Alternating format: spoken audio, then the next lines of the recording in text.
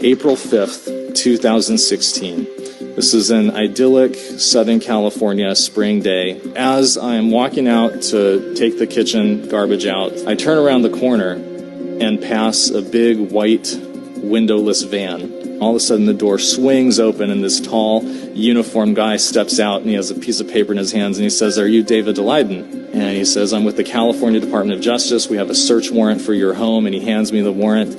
And I think to myself, oh gosh, what's going to happen next? So about 5 or 6 California DOJ agents started stomping through my apartment. The other 5 of them standing on the lawn outside. Some of them were armed with AR-15s. Some of them had canine dogs with them.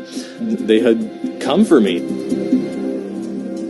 In 2013, I began and orchestrated an almost 3-year-long, very in-depth, comprehensive investigative journalism study about the harvesting and trafficking of body parts from late-term abortions. There's multiple violations and multiple issues that you very quickly start to learn about when you look into it. There's the basic problem of selling body parts, where you're basically creating a system, creating transactions, creating business relationships that incentivize the objectification and the destruction of human beings in order to keep the business going.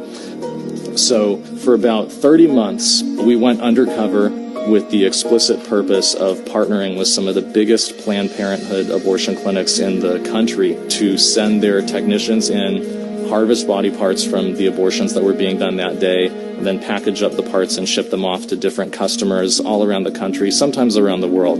In July of 2015, we began to release the Undercover video series. I had been hoping that this was something that would maybe generate 100,000 views or something. Instead, what happened was even bigger than I could have imagined. Within less than a week, we had close to 3 million views on YouTube of the first video, and multiple congressional committees announcing that they were launching federal investigations of Planned Parenthood's involvement in fetal trafficking and fetal experimentation. The truth got out there, and the words of Planned Parenthood's own leadership describing their organization's participation in these activities went viral and was being publicized for the whole world to see.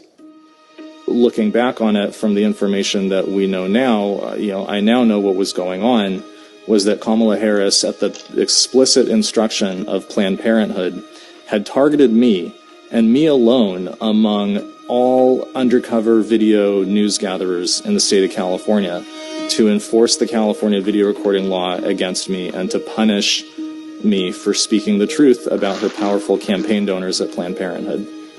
What we've come to learn in the years since, just 2 weeks before serving the search warrant on my home, Kamala Harris had a secret meeting in Los Angeles with several top-level executives of Planned Parenthood in California.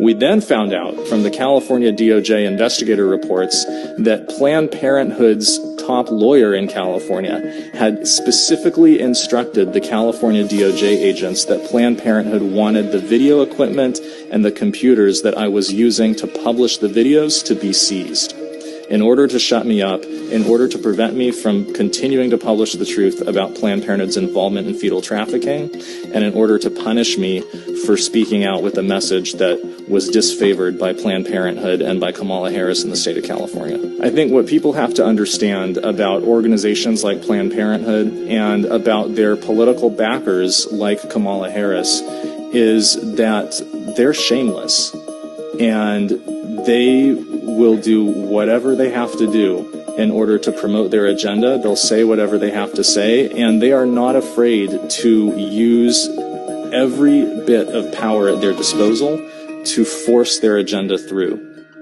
Kamala Harris is the single greatest threat to First Amendment civil liberties that our country has ever seen.